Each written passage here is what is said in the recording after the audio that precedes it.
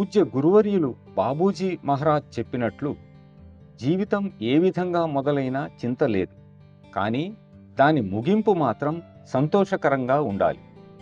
సరైన దానిని చెయ్యటానికి కావలసిన స్వేచ్ఛయే నిజమైన స్వేచ్ఛ అని నా మాస్టర్ గారు బోధించారు. సరైనది ఏమిటన్నది హృదయం నుండి రావాలి. నీవు సాధనను క్రమం తప్పకుండా చేస్తూ మాస్టర్ గారి స్మరణలో ఉంటే అప్పుడు నీలో అంతరంగిక స్వేచ్ఛను పెంపొందించుకుంటావు.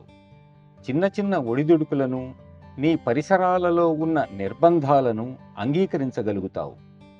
సక్రమమైన దానిని ఎన్నుకోవడం, నీకు అత్యున్నతమైన దానిని ఆచరించటం అనేవి ప్రతి అభ్యాసి కర్తవ్యం. నీకు ఏది సక్రమమైనదో నీ హృదయానికి తెలుస్తుంది. హృదయాన్ని అనుసరించు. ధైర్యంతో ఫలితాలను మాస్టర్ గారికి వదిలిపెట్టు.